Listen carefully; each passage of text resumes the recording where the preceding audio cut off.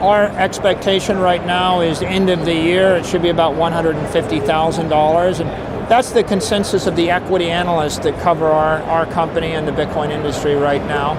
I don't know why it won't grind up to $1 million a coin over the next 4 to 8 years. I would think not less than 4, not more than 8.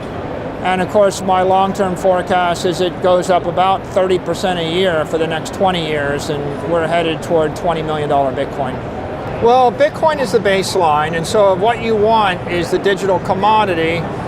You would buy Bitcoin because it comes without that counterparty risk, and that's normally been about a 45 vol asset that's returning about 45 to 50% a year.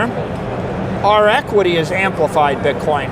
So we actually have more volatility, more like 60, and we've been outperforming Bitcoin. Michael Saylor begins with a significant discovery that might change the course of Bitcoin. In an unusual step that formally centers its business structure, strategy, and financing model around Bitcoin, MicroStrategy just received approval to transform into a full-scale Bitcoin development company because it creates the framework for a brand new asset class category that institutional investors may now interact with on a large scale. Wall Street firms, insurance companies, and pension plans have long desired exposure to Bitcoin, but they lacked a regulated, compliant corporate vehicle big enough to hold significant stakes. That is altered by Saylor's announcement. It establishes a link between the most decentralized digital asset in the world and trillions of dollars in conventional cash. If you're intrigued by bold predictions and deep financial insights, make sure to like this video, subscribe to the channel, and turn on notifications for more engaging content. Thank you for your support and enjoy the video. That's correct. So tell me about this announcement, what the significance is to the industry.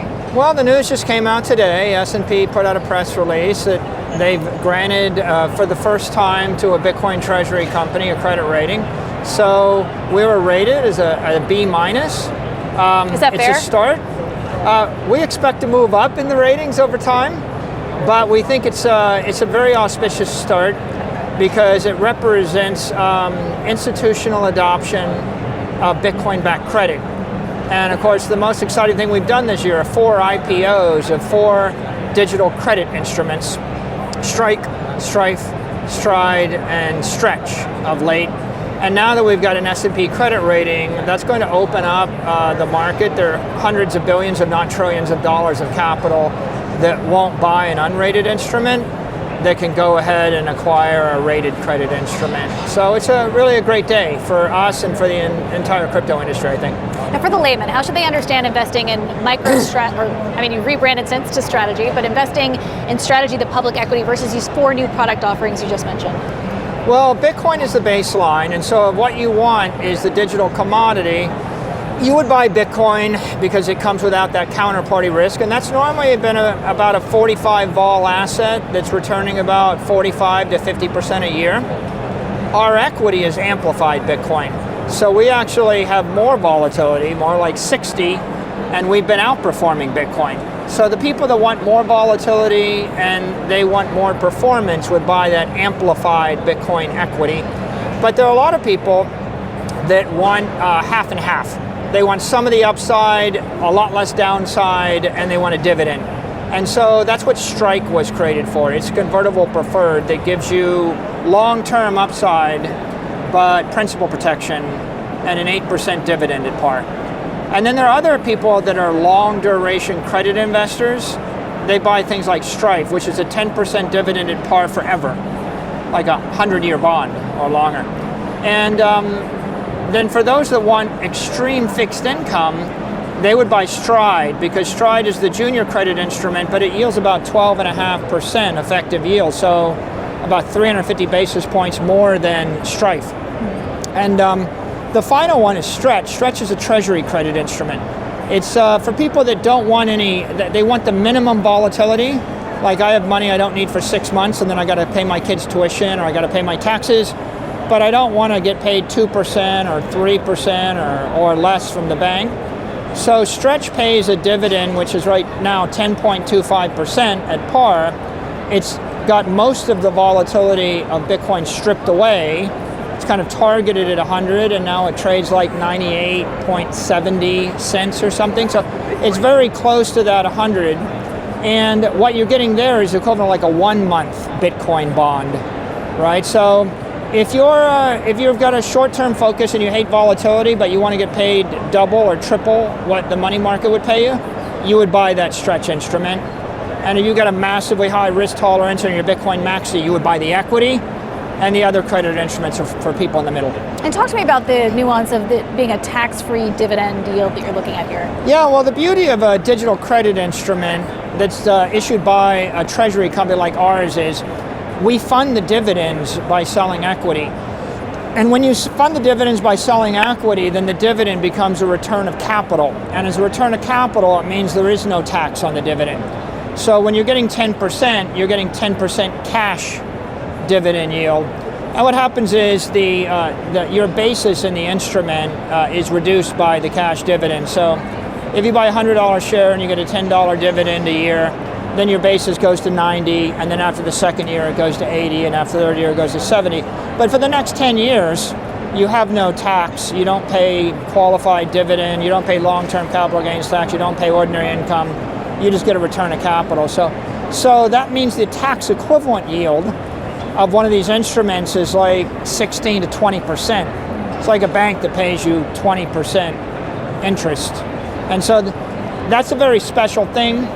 It's because we're built on Bitcoin. A treasury company built on Bitcoin is the most tax efficient fixed income generator in the world.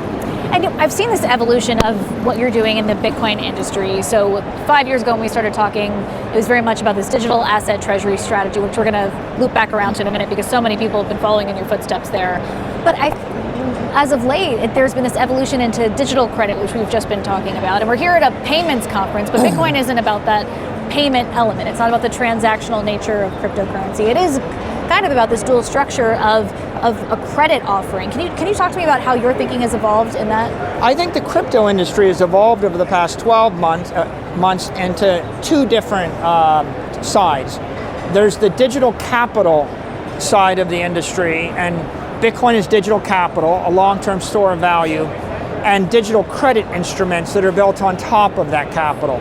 So we're accumulating the capital and we're selling the credit. On the other hand, there's digital finance. And the digital finance part of the industry is tokenized currencies, tokenized securities, tokenized brands. And that's all of the proof of stake networks and all the crypto exchanges and the stable coins and all the tokenized stocks and tokenized bonds and the meme coins. And that entire business is going through a Cambrian explosion of innovation as well. He also highlighted the role of the U.S. government in supporting this growth. Over the past year, the White House, Treasury, SEC, and CFTC have all taken pro-crypto stances. The White House officially endorsed Bitcoin as digital gold. The SEC signaled support for tokenized securities on-chain, and Treasury leaders backed stablecoins and digital dollar initiatives. With this regulatory clarity, the main driver of Bitcoin's mainstream adoption will now be the banking industry itself, not policymakers. To remain up to date on the most recent developments in Bitcoin, cryptocurrencies, and the digital economy, please take a moment to like this video, subscribe to the channel, and enable post notifications. I say that keeping in mind that we saw this huge surge in the price as we saw the spot Bitcoin ETFs come online and a lot of that institutional money flow in, and that was absent, to your point,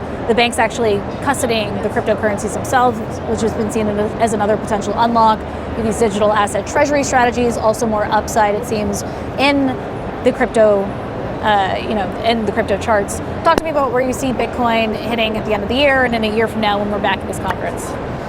Well, I think Bitcoin's going to continue to grind up. I think the volatility is coming off of it as the industry becomes more structured with more derivatives and more ways to hedge it. Our expectation right now is end of the year, it should be about $150,000. And that's the consensus of the equity analysts that cover our company and the Bitcoin industry right now. I don't know why it won't grind up to $1 million a coin over the next 4 to 8 years. I would think not less than 4, not more than 8. And of course, my long-term forecast is it goes up about 30% a year for the next 20 years, and we're headed toward $20 million Bitcoin. And JP Morgan is now willing to accept Bitcoin as collateral. At least they said that they intended to do that. Talk to me about that component where you're seeing Wall Street banks lean into Bitcoin as collateral. What is that? Yeah, I think the most exciting thing is 12 months ago, you couldn't get a loan against Bitcoin or a loan against wrapped Bitcoin like an ETF like IBIT. You couldn't get those loans from any major bank. in the nation. And now what you see is that Bank of America, JP Morgan, Wells Fargo, BNY Mellon are all beginning to embrace this asset class. You see other innovative banks, Charles Schwab, Texas Capital, they're offering pretty progressive credit terms against either IBIT, and now even many of those banks are starting to talk about offering credit against underlying Bitcoin.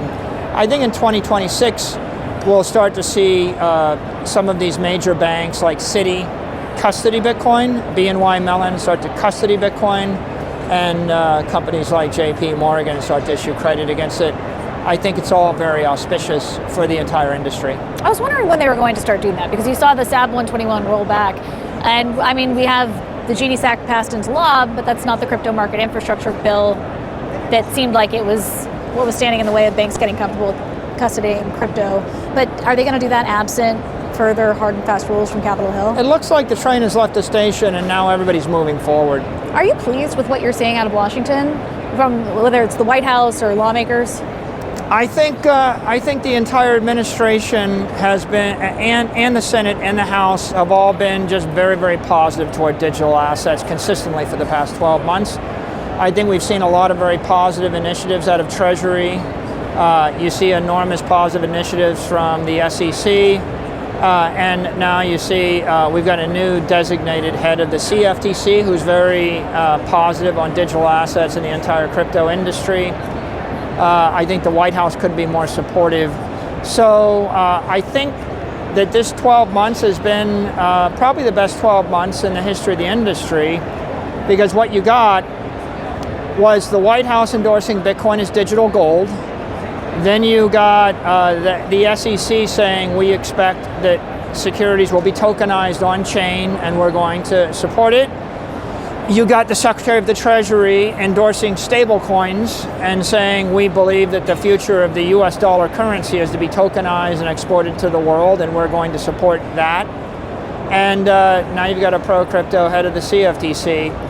When you put that together with all the other cabinet members like RFK, like Tulsi Gabbard, like Howard Lutnick, et cetera, that are coming out with very pro-Bitcoin, pro-crypto initiatives, I just really don't think the industry could ask for much more. A historic milestone for the Bitcoin sector was revealed by Michael Saylor. MicroStrategy, a Bitcoin treasury firm that has since changed its name to Strategy, was given a credit rating by S&P for the first time. Even though it's only the beginning, Saylor views this as a very encouraging development, since it shows that institutional usage of Bitcoin-backed credit is expanding. This rating opens up a whole new world for institutional investors by allowing trillions of dollars in capital that were previously unable to invest in unrated instruments to access Bitcoin-based credit products. The tax efficiency of these devices is a significant novelty, according to Saylor. The dividends are regarded as a return of capital rather than taxable dividends, since they are financed by the sale of equity rather than regular revenue. This enables investors to earn substantial yields, sometimes equal to 20% taxable interest, without having to pay taxes right away. This, he underlined, makes Bitcoin-based treasury firms among the world's most tax-efficient means of producing fixed income. Saylor also discussed how the cryptocurrency market has changed in the last 12 months. According to him, it may be divided into two main categories: digital finance, which comprises tokenized currencies, securities, and other innovations on blockchain networks, and digital capital, which includes Bitcoin and associated digital credit instruments. Saylor is optimistic about the price of Bitcoin. He projects that it will continue to rise, reaching $150,000 by year's end and possibly $1 million per coin in 4 to 8 years. According to his long-term projection, Bitcoin will eventually reach $20 million per coin, growing at an average annual rate of 30% over the following 20 years. Remember to like this video, subscribe to the channel, and enable notifications if you thought his viewpoint was helpful so you don't miss any updates. We'd love to know what you think about the future of cryptocurrency markets, so please share your ideas in the comments section. We appreciate your time and hope to see you in the next video.